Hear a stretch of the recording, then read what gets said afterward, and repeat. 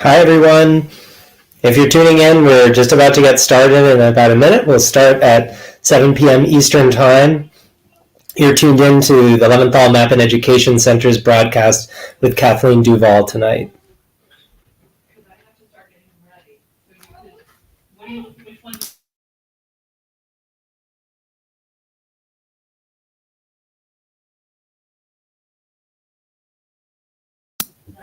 If you're just tuning in, we'll get started in just a few seconds at 7 p.m. ET. As people join our live stream, you're watching the Leventhal Map and Education Center's broadcast with Professor Kathleen DuVal, and we'll get started in just a few seconds.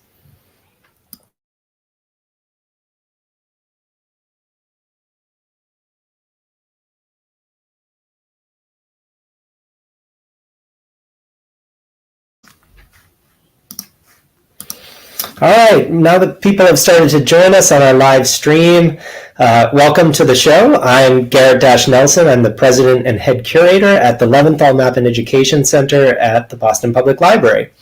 And you're tuned in tonight or morning or afternoon or wherever you are to our live talk with Professor Kathleen DuVal, in which we'll be learning about geographies of the American Revolutionary era that aren't always part of our familiar story of this period. Places that lie far from the Freedom Trail or Bunker Hill, but were just as much caught up in the vertiginous historical forces that spanned continents and oceans in the late 18th century. Tonight's talk is part of the Richard H. Brown Seminar on the Historical Geography of the American Revolutionary Era. This series explores how maps and geography can open up new ways of understanding one of the most important periods of American history, a time when nations, borders, people, and the natural environment were in a state of dramatic flux throughout North America and across the Atlantic world. To learn more about upcoming events in this series and other resources at the Leventhal Center, visit our website at leventhalmap.org. Before we begin tonight's program, I want to take note of the complicated and contested threads that are woven through historical geography, including difficult stories that we neither can nor should ignore. The place that we now call Boston is the ancestral and current-day home to indigenous peoples, including the Mashpee and Esquina-Wampanoag tribes, the Nipmuc Nations, and descendants of the Massachusetts people. Copley Square, where the Central Library is located, sits on top of a filled tidal estuary that once featured some of the most advanced marine agricultural techniques in all of North America. The maps that are in the BPL's collections bear witness not only to histories of colonial expropriation, but also to conflicts ranging from labor struggles to racial segregation. In some cases, the maps that we have don't simply document these stories, but they actually played a role in making them happen in the first place. Throughout all of our programs and interpretation, we encourage visitors to consider and engage with how these histories still exert real effects on the present day. The Leventhal Center is an independent nonprofit that relies on contributions from viewers like you to support our free programs in areas ranging from geographic research and public talks to K-12 education and the preservation of our historic collections. If you enjoyed today's event, consider visiting leventhalmap.org/donate afterwards. You can donate easily online, and even a few dollars helps support our mission of making programs that everyone can access. Tonight, I am joined by a co-host, Dr. Alexandra Montgomery. Hello. Dr. Montgomery is a historian of early North America and the postdoc for the American Revolutionary Geographies Online Project, or ARGO. ARGO is a collaboration with the Washington Library at Mount Vernon, and through ARGO, we'll be expanding the Leventhal Center's existing digital collections on the Revolutionary period and supporting research and education programs that connect maps and geography to the history of early America. Now, I'm so pleased that Alexandra and I will be speaking tonight with Professor Kathleen DuVal. Professor DuVal is the Bowman and Gordon Gray Professor of History at the University of North Carolina and at Chapel Hill, and she's the author of numerous books and articles which have been enormously influential in changing our assumptions about who and where the center of Revolutionary era America lies, including Independence Lost and the Native Ground. Professor DuVal's work is not only meticulously researched, But like the best investigations of the past, it is both illuminating, captivating, and a joy to read. It has profoundly shaped our understanding of the connection between geography, maps, places, and this crucial historical period, and we're so thrilled that she's willing to speak with us tonight. Professor DuVal will start us off today with an introduction to her work, show us a few maps, and give us a broad sketch of her arguments about this period. And after that, Alexandra and I will lead a short discussion. Then we want to hear from all of you. At any time, you can drop a question into the comment section of the broadcast, whether you're watching from YouTube or Facebook. We'll try to get to as many questions as we can, and to the best of the ability, we'll pretend like we're in a seminar room together, having a kind of back and forth discussion. You can drop questions in the chat at any time. You don't need to wait until the very end, though it will be in the final third of our conversation where we enter this sort of seminar style. Professor DuVal, I'll welcome you to the floor, and thanks so much for being with us tonight. Thank you so much, Garrett. It's such a pleasure to be here with you and Alexandra. And I wish we could be in Boston, but we'll make do here. So I'm just going to show a few maps, starting with this one, to talk about, as Garrett said, to talk about the American Revolution beyond the Atlantic coast, and particularly not only a geographically different place from the Atlantic coast, but some different perspectives on the American Revolution, and also just on the continent itself, and what sort of different 18th century people, besides the British Empire or the people rebelling against the British Empire, thought the future of this continent might be. So a few 18th century maps. The first one here is to sort of set up the pre-revolutionary era, the colonial era right before the revolution. This is a map that was first made in 1757. It's a French map. 1757 was in the middle of the French and Indian War, the 7 Years' War.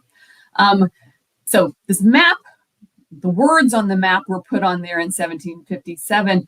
This version actually was colored a little bit later. It was colored after the 7 Years' War was over, after that Treaty of Paris that ended the 7 Years' War, what U.S. historians tend to call the First Treaty of Paris. So the first thing I'd like to do is just sort of walk you through this map as a way of thinking about how Europeans and European empires were thinking about the continent before there was an American Revolution.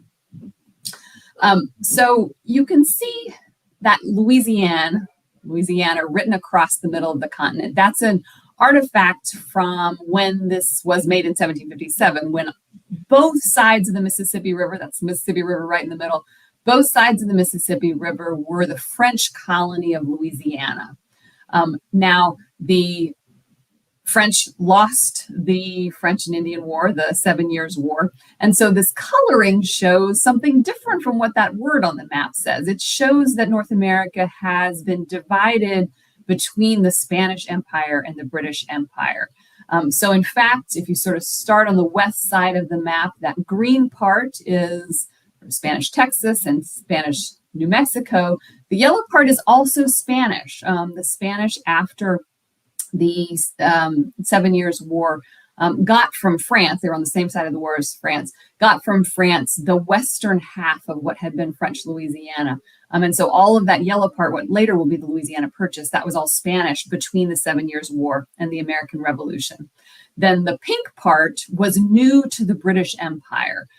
That pink part that today is the states of Mississippi, Alabama, and Florida. That was all West Florida on the west side and East Florida, basically today's state of Florida. That was what Britain had won that in the 7 Years' War, in addition to winning Canada. And then along the Atlantic coast, which on this map has been partly cut off because these French map makers don't care quite as much about the Atlantic coast. That, of course, is the 13 colonies that will, nobody knows at the time of this map, but will rebel against the British Empire. So on its surface, this map is about empires, right? It's how at this point, empires have divided up the continent. But I want to zoom in a little bit because that's not the only thing going on this map, as those of you who follow maps surely have already noticed. Let's see. No, I don't know why it's not advancing. Oh, there it is. I'm using an uncolored version because it's a little sharper. It's a higher resolution here. Now, if you look at this, there are some forts on here. Really, the majority, or at least the plurality of the names on here are names of rivers, right? The rivers have been somewhat obsessively mapped here on this map. You can see the Fleuve Mississippi there on just slightly to the west of the middle of this version of the map that I've made. So a lot of focus on how the French were going to get around this place, around this vast continent. They were going to do it mostly by rivers. But the other thing that's on this map, maybe almost sort of second most after the rivers, are the names of native nations. And this map just, even though it kind of doesn't mean to, it means to be about European space, it shows just vividly, I think, how much this is a native space, how much in 1757 and 1763, the continent of North America was mostly a place of still intact, still independent native nations. And they had their own sovereignties, their own roles, some of them in the American Revolution itself, and their own visions for what the continent would end up looking like.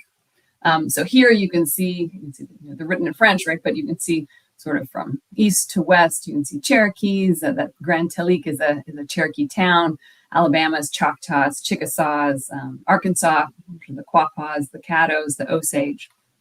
When I shift to the west just a little bit, you can see Apache. And then there's a large space that doesn't really have many names on it. And it's not because there aren't any native nations there. It's because, as the map says in that bigger circle that I made on the map, ces contrées et les nations sauvages sont peu connues. These countries and their Indian nations are little known. So the map maker is not saying there shouldn't be names all across this space. He's just saying, I don't know what their names are because we haven't been there yet. We French, the French people who've reported back to the map maker in Paris, don't know who's there. So let me go back just a moment to our map and the way things are on the eve of the American Revolution. American Revolution breaks out within the British Empire. Suddenly there's this rebellion that the British are having to deal with, the British administration's having to deal with in Boston and spreading beyond Boston. The Spanish have fought against the British in several wars, most recently the 7 Years' War. The Spanish crown decides to take advantage of this rebellion, this war within the empire, and go to war against Britain. France and Spain both declare war on Britain and try to take advantage of the rebellion to win back some of what France lost during the 7 Years' War. So I'm going to go now to a map of West Florida. So it's from 1776, so it's the time period I'm talking about. That line above West Florida is a little anachronistic. There's no division there. West Florida is British at the time. But right on the border of this colony of British West Florida, one of the about 26 colonies that Britain had at the time, not only 13. It's right on the border of Spanish Louisiana and the city of New Orleans at the mouth of the Mississippi, which is Spanish between the 7 Years' War and the American Revolution. Spain amasses a pretty large army and navy in New Orleans and goes to war against Britain. These are battles of the American Revolution that most people, I would say most Americans, don't know about. The Spanish marched out of New Orleans, marched north and took Baton Rouge and Natchez a little farther north than that, then sailed along over the course of the next year or two and took Mobile and Pensacola in major sieges and won West Florida, the British commander of West Florida surrendered to the Spanish. And so by the end of the war, the Spanish had taken West Florida, had taken one of the colonies of Britain from it on the mainland of North America.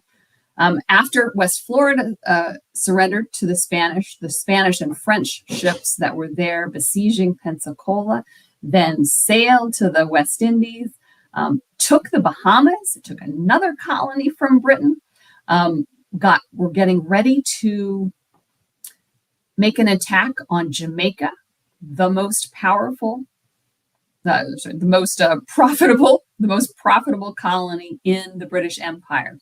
Some of those French ships then also sailed. The attack was getting ready for Jamaica. Also sailed to Yorktown and helped out the Americans there. So I think looking at this, the American Revolution from the West here, and knowing about these battles between Spain and Britain helps us to see Yorktown in sort of a different light. The British, by 1781, by later in 1781, have lost a couple of colonies that weren't even rebelling and are threatened with losing Jamaica. They're the star of their American empire. And letting the 13 rebellious colonies go starts to, for a number of reasons, but including those, start to look like the best path for Britain.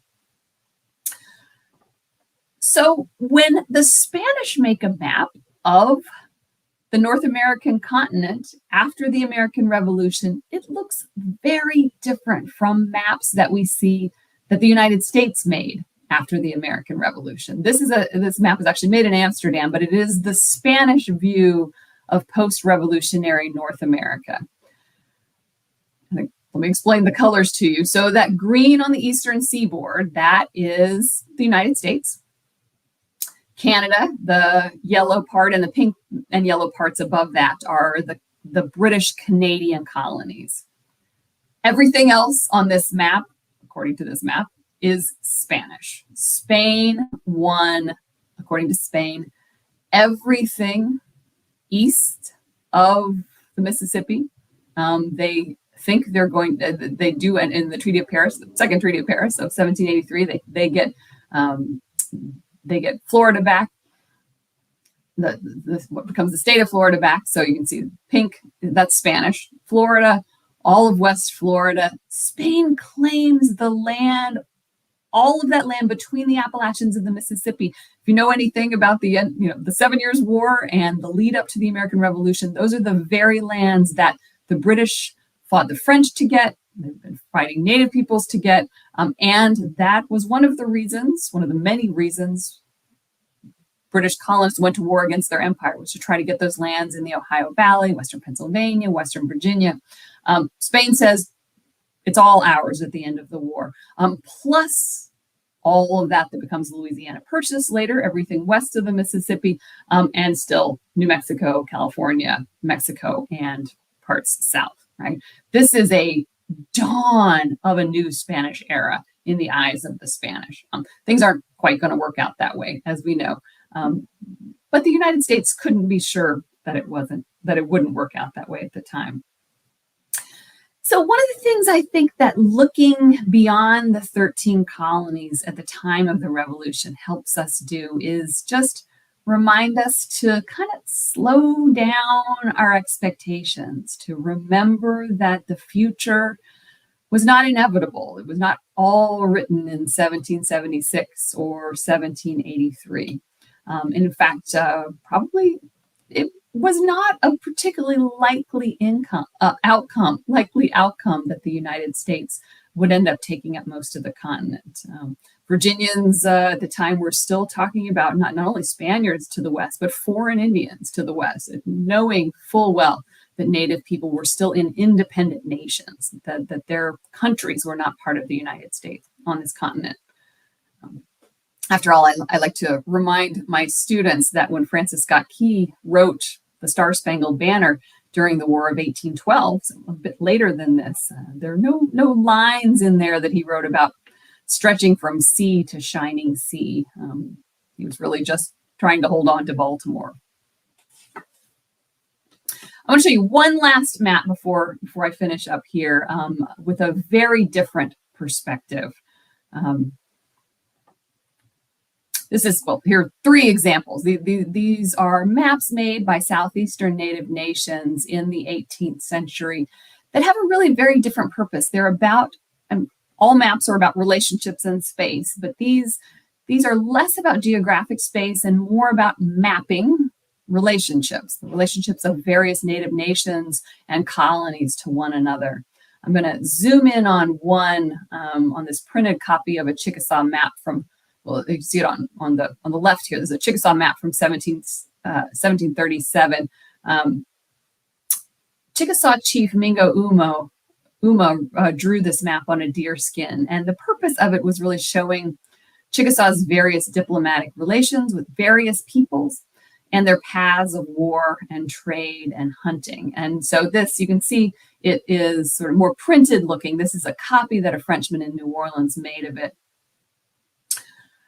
So I have sort of doctored it a little bit here to make it easier to see and to reinsert the color in it, because we don't have a color copy anymore, but the descriptions say what color things were.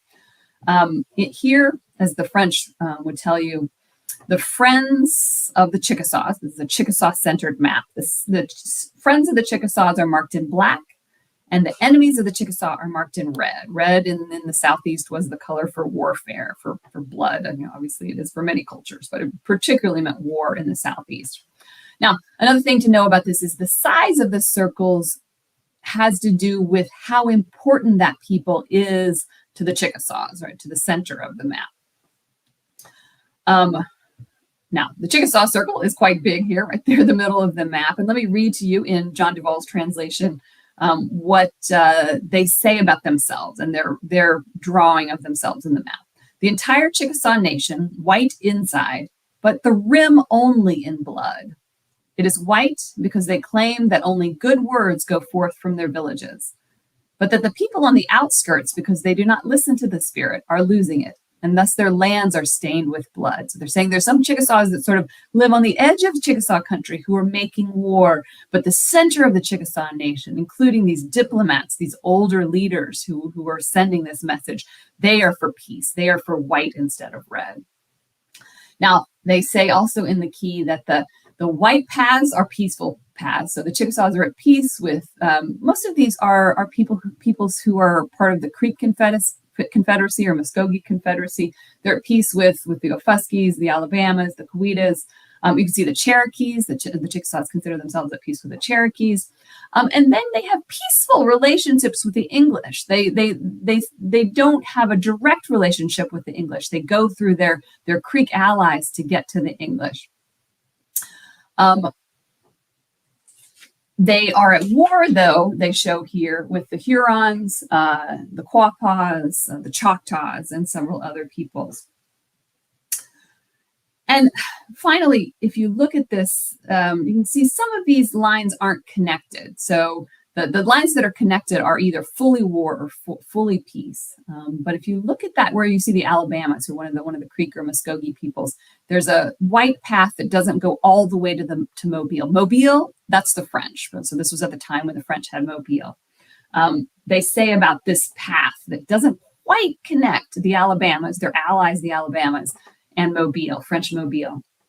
River of the Alabamas, which is that nation's, the Alabamas, nation's route to Mobile.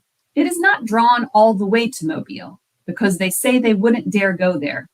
But even so, it is white as far as we are concerned. In other words, if we can make this piece that we're trying to make with this map, if we can make it work, then maybe that line will be drawn fully white.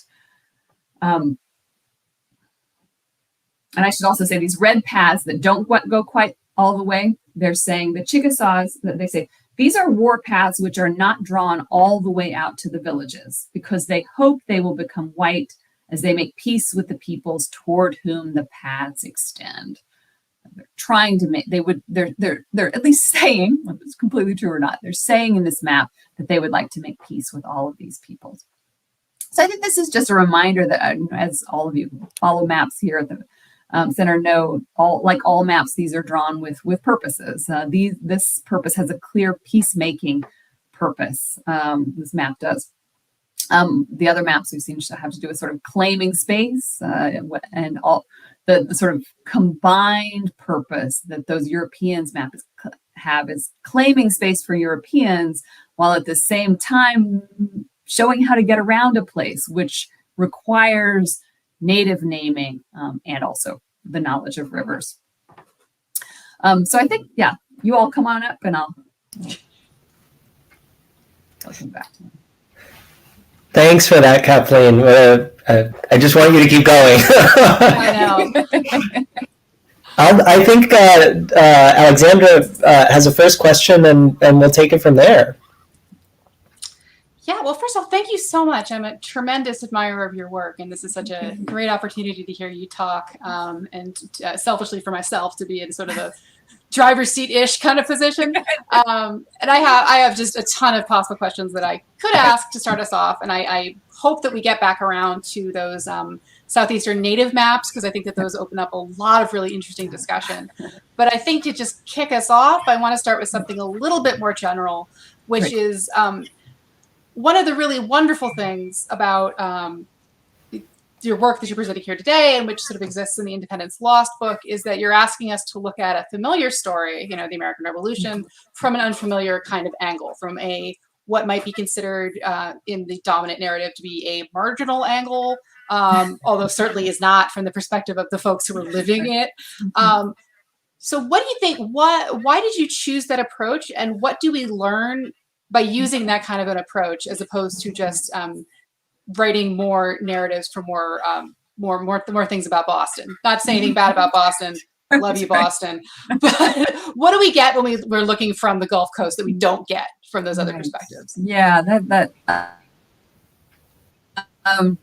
I thought, and I think sometimes, and maybe it's true with all nations' history, but certainly U.S. history has tended sometimes to be quite narrow, and to find sort of puzzles that are hard to figure out because they just haven't scoped out a little bit. And I think one might be, why does Britain lose this war when all the advantages really should be on Britain's side? They have the most powerful navy and army in the world.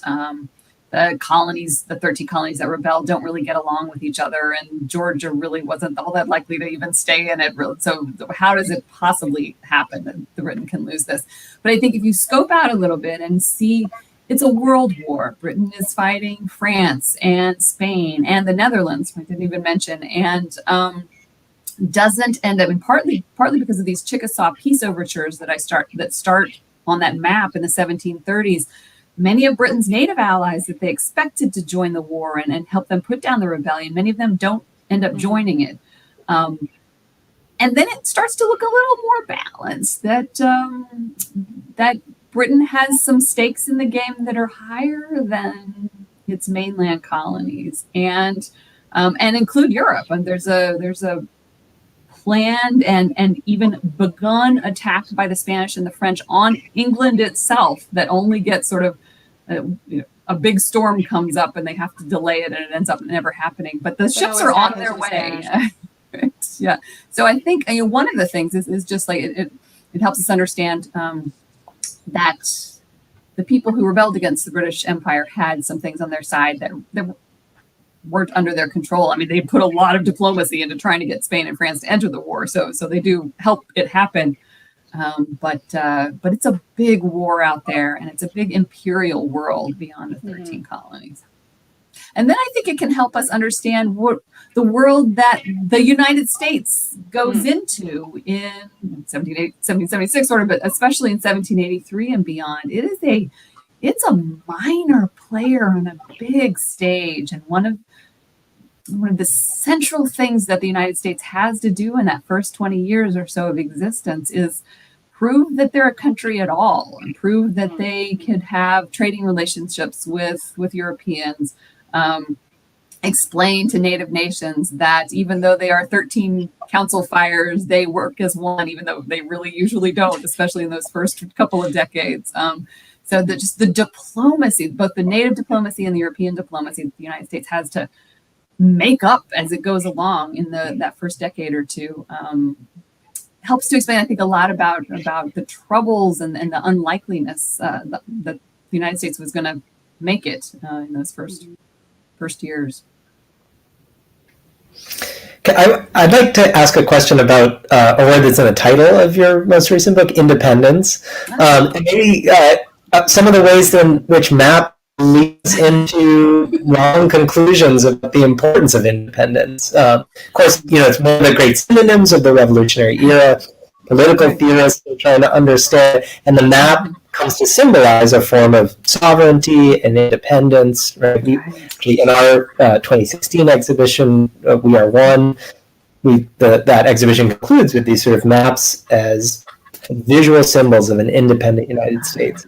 You talk so much and so eloquently about competing ideas around sovereignty. I love the term advantageous interdependence that you use to talk about how Native peoples, as well as, European traders and other folks who are trying to negotiate a kind of position vis-a-vis imperial power. So how do the borders on maps kind of trick us into thinking about independence in ways that maybe we're not actually that real for the people on the ground? Yeah, right. I find like independence and interdependence are such useful things to play with. I mean, they're obviously important in reality too, but for understanding what a nation is, like a nation needs to be independent. Like the United States declares independence. It's not its own nation until it does that. And then of course it has to win its independence as well. But in declaring independence, it also speaks right there in the Declaration of Independence that Congress speaks to the powers of the earth. It wants to be one of them. And so from the moment of the Declaration of Independence, it gets at this tension that the United States is independent and yet immediately is claiming relationships with the world, being on the world stage, not alone, right? Being there with the powers that be, with France and Spain, and it would like to be on the same sort of level as Britain. Similarly, so I think Native nations are independent and are sovereign. It's one of the things that's really important to me for people to remember in early American history, that Native Americans aren't a minority on the continent. They're the majority of the continent through most of the colonial period, and they are in separate independent nations. But at the same time, as you said, Garrett, I use this concept in the book of advantageous interdependence to say, nobody, no nation, no individual wants truly to be independent. You want relationships that, as an individual, you want relationships that give you a home and a people. As a nation, you want relationships that maybe you control. Maybe you are the senior power among the powers of the earth, but trade and alliance are essential in this place, whether you're a sort of wannabe colonizer coming into this place that you don't understand unless you have a map that has people's names on it that you can't really read, but you know you've read in another book which might be friendly to you and which might not be, and who doesn't like each other and what river goes where. Or you're a native nation either exercising your own sort of foreign policy in this early era, or trying to hold on to your sovereignty as best you can as the United States grows in power over the course of the late 18th and especially 19th centuries. Yeah, this might be a good place to tie in some of those native maps, actually, because one of the things that they're illustrating is exactly that concept. They are kind of illustrating, they have a geographical relationship that is kind of analogous to how we would understand it. As you had them up, I have had my phone out and I was kind of like, well, okay, I'm like, that is kind of geographically like arranged the way, if I was going to make a map in my idiom of mapping, that would kind of come out like that. But more importantly, it is showing those relationships, right?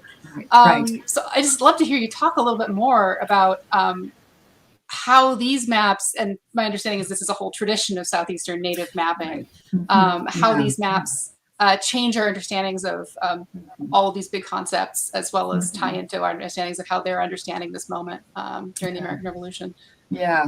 So I think you're right. It exactly gets at this independence and interdependence idea. I mean, these are separate circles. A circle is a very separate sort of shape, right?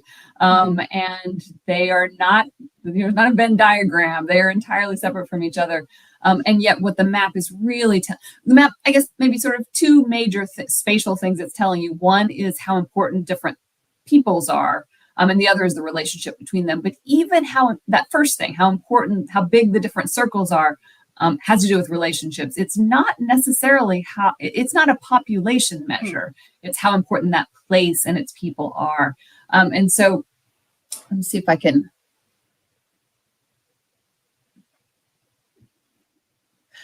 If you can see the one that's in the top right-hand corner, I don't have the date on that. It's sometime in the 18th century. But it's showing, I think this is a Catawba map. It's showing the relationships between different kinds of Catawba people. I think most Europeans you'd asked in the era that this map was made would have thought the Catawbas are all the same people.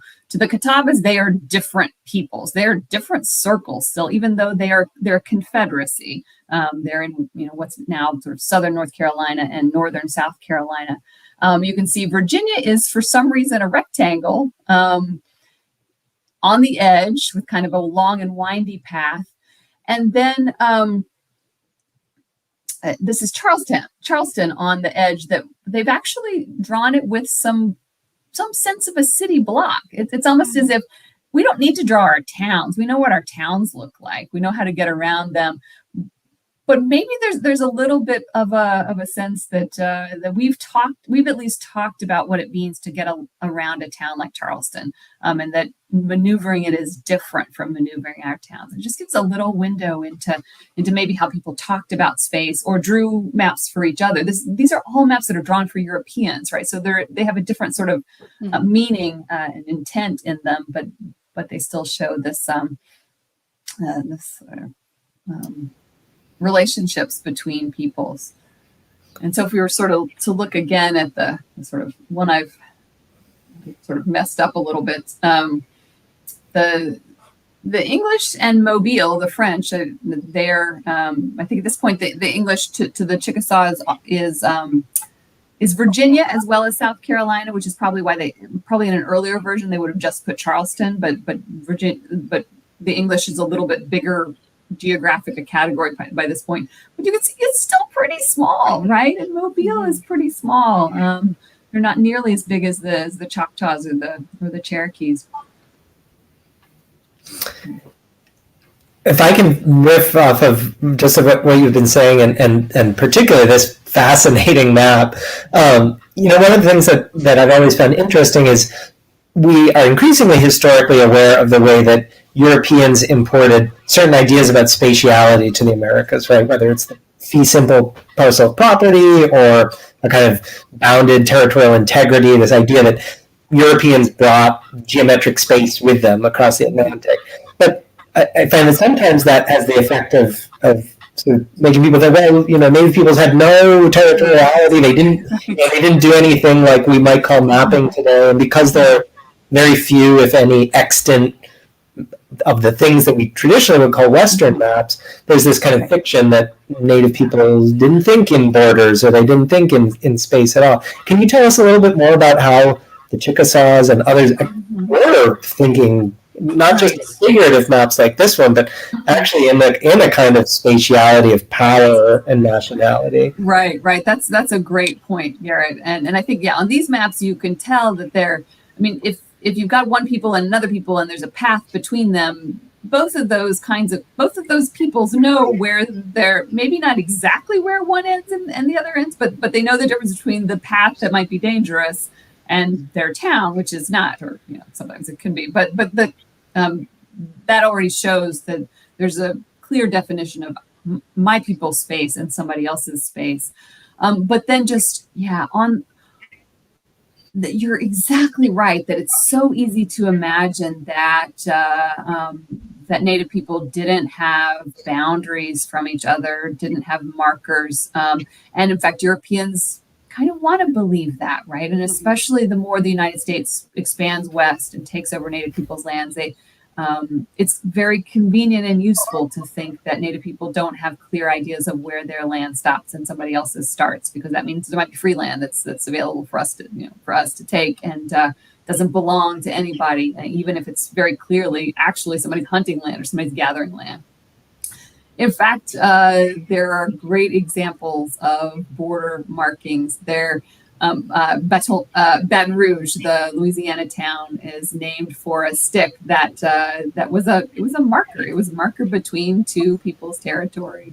And there are all kinds of references in documents. And so this is just when Europeans happen to discover them or be told about them. Markers, ways of telling where somebody's land ended and somebody else's began. So there were often clear borders, especially between enemy people. And what often would happen was if two peoples had been fighting for a long time, there might be a pretty large kind of no persons area in between, where if you went out there, you were more, even if it was a time of sort of armistice, you might be much more likely to get, you were in danger out there. And so sometimes Europeans could see that as they're just these. Yeah. Did you get some ice cream? Yeah. Okay, good. Could think of this as a place that nobody used, right? When actually it's a purposeful boundary. It's just big because it's a place where people don't go unless they have to. And then the same sort of parallel thing could happen between two peoples who were allied and maybe shared hunting and gathering areas. It might look to Europeans as they go through like, oh, this belongs to anybody who wants to take anything. But in fact, it belonged to the Cherokees and the Creeks, and nobody else was supposed to use it, right? Or something like that. So, it's both kind of an easy mistake to make, but also I think a purposeful one that Europeans and people in the United States sometimes perpetuated. Mm-hmm. Yeah, and I think that perception gets sort of reinforced by the kinds of mapping that you highlighted earlier in your talk, where there's just kind of this like scattershot of indigenous names that are just kind of like across the map, and it's not very clear, like if they're attached to territories or what they mean, or if they relate. Right. And they're sort of within these larger blocks of color that's all about European claims. Exactly. Right. Yeah. Right. So you have to look closely, and then sometimes like the 1757 map that was colored later is actually based on an even earlier French map. And one of the native names that I didn't circle it's just not true. As far as I can tell, there was never anybody named that. And so they not only sometimes. Uh-oh. Oh. Rely on each other. Did I disappear? We lost you for just a second. You're back.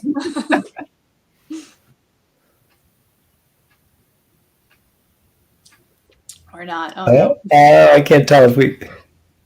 I believe she's. Looks like you're back again. Oh no. While we wait for Professor DuVal's internet, I actually thought it might be my internet that would die today since Boston is experiencing a nor'easter. While we wait for Professor DuVal's internet to see if it squares away, I'm just going to note one question that came through, which is a question about whether this is being recorded and posted. And like all of our programs, yes, you will be able to watch this recording and discussion after the fact on our website, leventhalmap.org/event. You can always find our past recordings and broadcast there. Kathleen, it looks like you're back with us, I think. Can you hear us okay?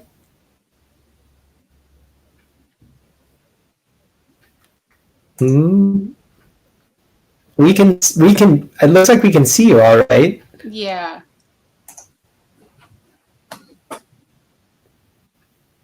Alexander, can you hear me okay? I can hear you okay. Can you hear me? Yeah, let's see. I'll message Professor DuVal.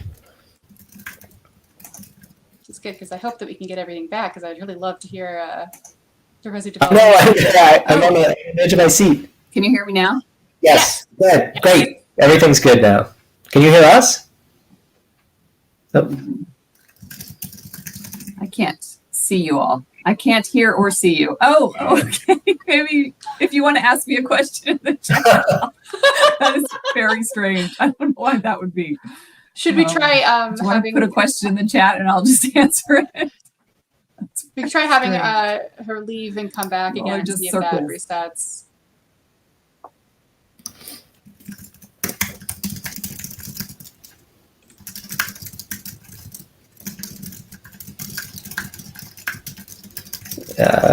Please bear with us in just 1 second.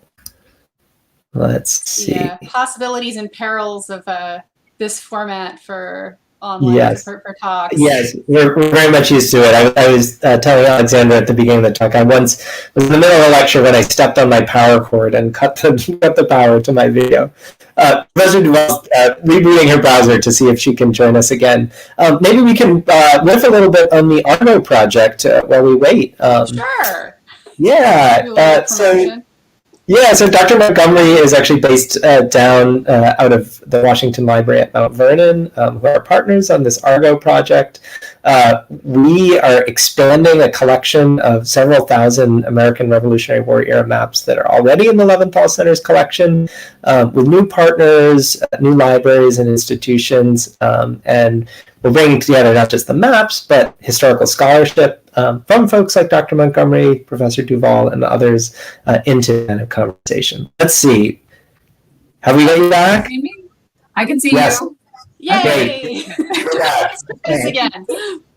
We would be very sad to just end such an interesting conversation like that.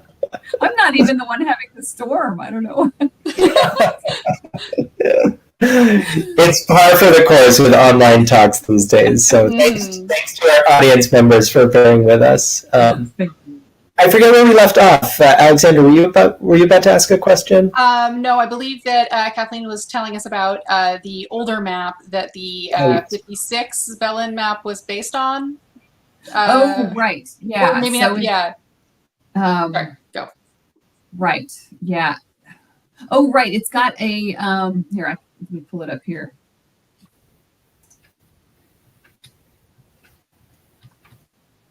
Oh, I'm still not. Well, anyway, I'll just describe it. It's got a native nation written across it that is not even. Yeah, I think I did get that far. Yes. Not, yeah. I think I was done actually. Okay. Well, that reminds me of what I was going to say to that, which is that, yeah, I am constantly fascinated by the decisions that European map makers are making about what native peoples and terms to put on these maps, because sometimes they feel very relevant and very like, I can look at that and be like, okay, well, this is about diplomacy with XYZ. Sometimes it's like weird historical tidbits. Like I think of the I made a note about it actually during your talk. It was the map that where you, let me see if I can find my note here. It was the Romans map where you're sort of focusing on the Floridas, where it has a little note about the Natchez were extirpated in 1730, like just kind of floating above the line. Right. It's a 1776 map. It puts that the Natchez were extirpated. 1730. And like, who's going to be looking? I mean, obviously we are, but who's going to be to learn their history? Yeah. So it's such like it's a weird combination of like, on the one hand, it's like, you know, they're kind of paradoxically showing the strength of native nations, but also so much of the information is outdated or sometimes just entirely incorrect. Exactly. Right. Yeah, exactly. Yeah. I'm going to take a couple of questions from the audience. Again, if you're tuning in from either YouTube or Facebook, you can feel free to drop a question into the comments, and we'll try to get to a few of them before the close of our talk tonight. One from Bill Ricker, and I think maybe Ala was peering at this same map, but in your 1792, I believe it was the map showing the Spanish Empire's perspective. It showed the Canadian Maritime provinces and Gaspé in the USA color, the greenish tint. What was going on there? Yeah, that's a good question. Yeah, it makes you think maybe the Spanish didn't really care that much about what's going on there, because that is definitely wrong. Right? Yeah. It's because I was looking at it, and not part of the United States. It's not. But what it is it's the line between the French and the British circa about 1740. Yeah. Right, so which would also explain Island in the British color.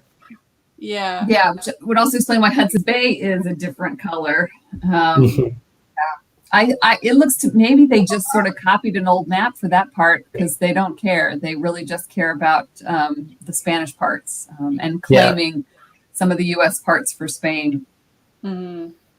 What it did make me think about, though, was that one of the other things that you get when you're looking at this period from places which are not the OG classic 13 colonies, is these also tend to be like very volatile spaces from an imperial perspective. And I was thinking about this because I do Nova Scotia, and I sort of do that northern borderlands area. So you get it in all kinds of different wacky colors and interpretations about who it's supposed to belong to. And that's kind of also true of the Gulf South. Right. And I was sort of made me think, like, if this imperial volatility really shapes how people who are living there are interpreting the American Revolution that breaks out, in some ways, even you make this point in the book that it is just at first another one of these imperial wars. Right. That's right. Yeah. And the way imperial wars have changed things on the ground in most of these places on the Gulf Coast and the Mississippi Valley is that a new set of soldiers shows up and they say we're Spanish instead of French, or we're British instead of French, and pretty much things go. The local people say, okay, well, this is our name, and this is the river, we call the river, and these are the trade goods that we want, and this is what we can give you. And they say, okay, or they try to boss them around for a little while, and they can't, and they have to abide by the things the native people want. And so there's this assumption that these wars don't really change much, and I think that's one of the reasons that you don't see as much Native involvement in the American Revolution as you might expect, given that most Native Americans who live on the border of the British colonies really do define the settlers as their biggest enemy. And if you were sort of to go back and sort of maybe tell them what you think they should have done, it might quite have been fight alongside the British and try to get rid of, try to keep the settlers under British control. But I don't think they think that it's, in general, they don't think it's that big a deal. And that there are some very serious wars on the border between settlers and Shawnees or Cherokees and such, but they're only sort of tied into imperial wars in that's the way that they get funded and they get their weapons. But they're clearly their war aims are very different from just siding with one empire or another. Great. We've got a couple more questions. Again, feel free to drop them in at any time and respond to other questions as well. Michelle asks, what sort of sources have you used to find Native voices in the historical record in your research? I'm reading your books. I'm always wondering, where did you find all of these archives? They're really astonishing. Yeah, right. Well, as you know, in the 18th century, most Native Americans didn't write in their own languages or any others. They mostly didn't have written languages yet. They will by the 19th century, but in the 18th century, they didn't as much. And so I follow, my book follows 8 particular people, and one is Chickasaw and one is Creek or Muskogee. And I chose the Creek man that I follow, which is one of the central characters in the book, because he is one of the few Native Americans of this era who wrote his own letters. So he had a Scottish father. He was sort of trained to write in English. He was completely Creek as well. He had a Creek mother and a Creek clan and was a diplomat for the Creeks. But he wrote lots of letters wonderfully to Spanish and British officials and to the United States. And then also just to other Native leaders and with other Native leaders. In fact, I almost brought one of his letters here as a document to share today, but I knew I had too many maps to talk about. He organizes at the end of the Revolution. He organizes a group of representatives of the Creeks, Chickasaws, and Choctaws, and some of the Cherokees, to write together to Spain to say, we need to all band together with the Spanish to try to keep the United States from expanding. And so I use his letters quite a bit.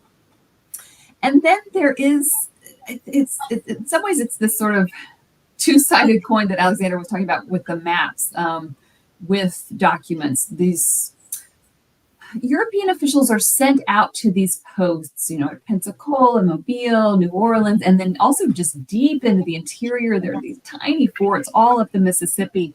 And their job is really just to keep the peace and to keep the fiction that this place belongs to France or Britain or Spain, whichever one it is. And so they write back long letters with lots of information, some of it wrong, some of it random, just like with the maps. But a lot of it sort of repeated by other officials in other places, there's there's a lot of truth to it. I think there's a lot of actual things that they get right about it, especially when Native diplomats are talking to them and telling them stuff they need to know and report. And so there are lots of, they're through translations, but pretty close to direct quotations from Native leaders, and a lot of them. So in some ways, it's not triangulating. It's not that neat a geometry, but one of the things I try to do is find multiple European sources that talk about the same, Native diplomat, Native nation, event that happens, and get reports from different Native people. And sort of combine those into not combine them, but use multiple voices to try to get at Native perspectives on what's going on. Filtered through Europeans for the most part. Occasionally there are things like these maps or something that's written or really dictated sometimes, especially in the 18th century, by Native diplomats. There's an increasing sense, I think, by Native diplomats who live on the border of the United States or the growing British colonies that they want to get the words written down right. And so there are times, it's not as much the case earlier, but in these later years in the 18th century, a diplomat will speak and then have it read back to him and say, okay, that's right, or you should correct this. And there are lots and lots of those in European archives. So I try to sort of use those to get at voices. And then I also there is some combination with Native nations today and what they say about their own histories and then sort of oral history that they have and linguistic evidence. There's been a linguistic renaissance going on in Native nations today that has provided among many other more important things, has provided evidence to historians of what some of these words meant. And speaking of one of the things we were talking about earlier about different kinds of people, I was looking at some Kiowa language the other day and how they had different words for different groups of Europeans based on where they lived. And at some point, the United States says, no, the Texans and ourselves are the same. This is after the Civil War. The Texans have not really been part of the United States for very long or very securely. And the Kiowas are kind of dubious. And they say, no, the Texans are, this Kiowa word. And you are the word for kind of people who come from the East. No, you're not the same people. We're going to keep attacking the Texans, even though we're at peace with the United States. And that linguistic evidence helps to explain that sort of thinking. Yeah. I know our education team has worked with a number of Native educators, and especially thinking about maps, as you note, there's so few extant maps that were executed by Native peoples. It's oftentimes a question of sort of reading in the absences, right? What's deliberately obscured on the maps, right. What's incorrect, what knowledge is sort of falsified or fabricated. Right, and then what truths might slip through, maybe even without the European map maker quite realizing it. Yeah. That's always the best stuff. Yes. They don't realize what they're telling you. Right. Well, we're just about at the top of the hour. I apologize. I know there's a few questions still left in the chat, but I want to thank Professor DuVal for being with us tonight. It's been such a pleasure. I also want to say your local library had better have a copy of Independence Laws. Any library worth its salt does. We certainly have several copies at the Boston Public Library. You can get more information about the book from Penguin Random House, and it really is a pleasure to read. One of the types of historical work that's both incisive and challenging, but also just keeps your pages turning. So it's a genuinely good read. Yeah. Yes. So I want to thank both Alexandra and Kathleen for being with us tonight. We've so enjoyed having both of you here. And I want to invite our audience, if you have a chance, to give us a little bit of feedback about this series and about tonight's event. I'll drop this link in the chat as well so that you can click on it when you have a chance. As a reminder, we have constant events online and in person at the Leventhal Map and Education Center. Our gallery is currently open 6 days a week, where we have a show up called Bending Lines, all about truth and borders and relationships, like the kinds that you've heard. We'd love to see you there. Stop by anytime and get more information on our website at leventhalmap.org. You can also follow us on social media at BPL Maps, where we're constantly posting material from our collections, provocations and questions and articles about how we might think about geography in new ways. So thanks, Kathleen. Thanks, Alexandra. So nice to talk to both of you. Thank you both so much. This was wonderful. Thank you. Thank you. Thanks for having me. Yeah, and we hope to see everyone soon at a future Map Center broadcast or in-person event. Thanks, everyone, for tuning in. Bye, everyone. Thank you.